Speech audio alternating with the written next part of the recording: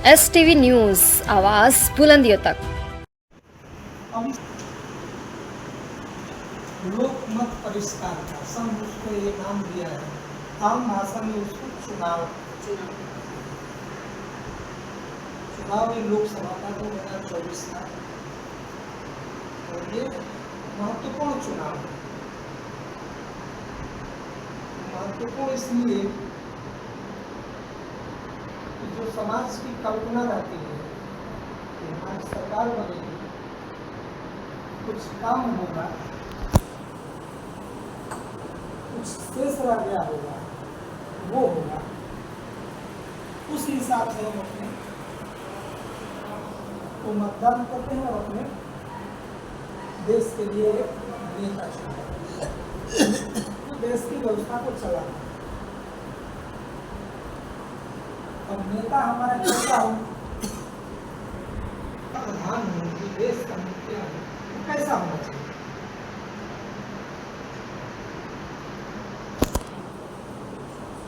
हम जब मतदान करने जा रहे हैं, तो मेरे मन में यह विचार है कि हमारा नेता कैसा हो जिसको हम मतदान करने जा रहे हैं। ईमानदार हो, देश को आगे बढ़ाए, देश विदेश में नाम। अक्षय कुमार ठाकुर है और उपाध्यक्ष शिशु शिक्षा समिति गोरखपुर, और वर्तमान में बलिया विधानसभा का लोकमत परिष्कार की दृष्टि से समन्वय 100% मतदान हो, देश हित में मतदान हो। इसी क्रम में हम सब जो राष्ट्रीय स्वयंसेवक संघ के आनुषंगिक संगठन सक्षम है वहाँ बैठे, संक्षम के कार्यकर्ताओं के साथ सीधे वार्ता कर जो लोकमत परिष्कार का उत्सव है उस संबंध में हम लोगों ने चर्चाएं बताई की और आग्रह किया कि स्वयं का मतदान, स्वयं के परिवार का मतदान, अपने मोहल्ले का मतदान और अपने मित्रों का मतदान और 100% कराएंगे, यह संकल्प लिया गया।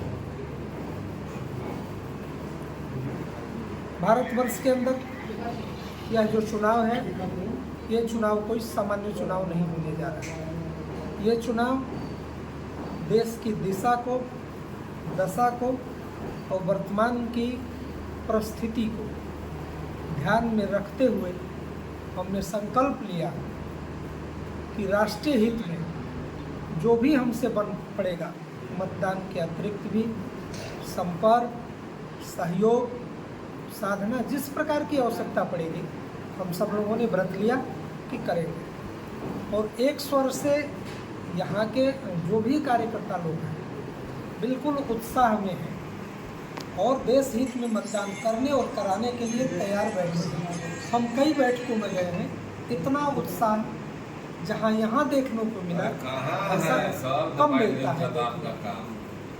सक्षम के जो अध्यक्ष हैं डॉक्टर साहब, आप भी बहुत परिश्रमी हैं और नेक दिल इंसान हैं और अंतिम व्यक्ति का विकास अर्थात जो दिव्यांग हैं, जिनके कोई अंग नहीं है, जिनकी कोई आँख खराब है, सुन नहीं पाते हैं, उसके बारे में एकदम चिंतित हैं और उनकी समस्याएं कैसे दूर होगी इस पर सदैव डॉक्टर साहब विचार करते हैं। आपकी जो पूरी टीम है, मुझे लगता है कि सक्षम का जो कार्य है उसके लिए प्रतिबद्ध है और बिल्कुल 2 कदम आगे बढ़ के काम करने को तैयार है।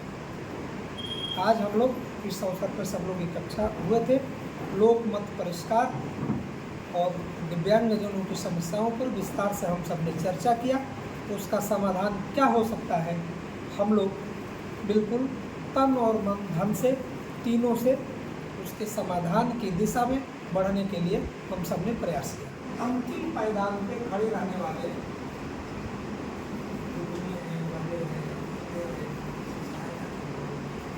वो है, उनकी सहायता करने वाला या उनकी सहायता करने के बारे में सोचने वाला व्यक्ति साधारण नहीं है। और मुझे लगता है कि सब इसमें कहीं न कहीं इन्वॉल्व है। इस नाते निश्चित रूप से आप भगवान के करुण ले रहे हैं, फोटो भी निकाले, वीडियो भी करना, मीडिया पर आदि से आप फोटो ले रहे हैं। फोटो भी ले लेंगे, वीडियो भी बना लेंगे। अब इस समय जो हम बैठे हैं, एक पर्व आया है, लोकमत परिष्कार का, सब उसको ये नाम दिया है, आम भाषा में उसको चुनाव ये लोकसभा का 2024 का, और ये महत्वपूर्ण चुनाव है। महत्वपूर्ण इसलिए कि जो समाज की कल्पना रहती है कि हमारी सरकार बनेगी, कुछ काम होगा, कुछ शेष रह गया होगा, वो होगा, उस हिसाब से हम अपने तो मतदान करते हैं और अपने देश के लिए एक नेता चुनते हैं तो देश की व्यवस्था को चलाता है। अब नेता हमारा कैसा हो, ये प्रश्न है। तो हमारा जो देश का प्रधान हो, जो देश का मुखिया हो, वो कैसा होना चाहिए?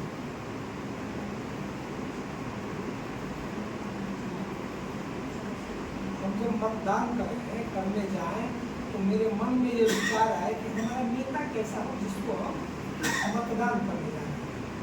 ईमानदार हो, ईमानदार हो, देश को आगे बढ़ाने वाला, आगे बढ़ाए, देश विदेश में नाम पैदा करे। उसके बाद बताइए ना, लेकर चाहिए हम लोग को।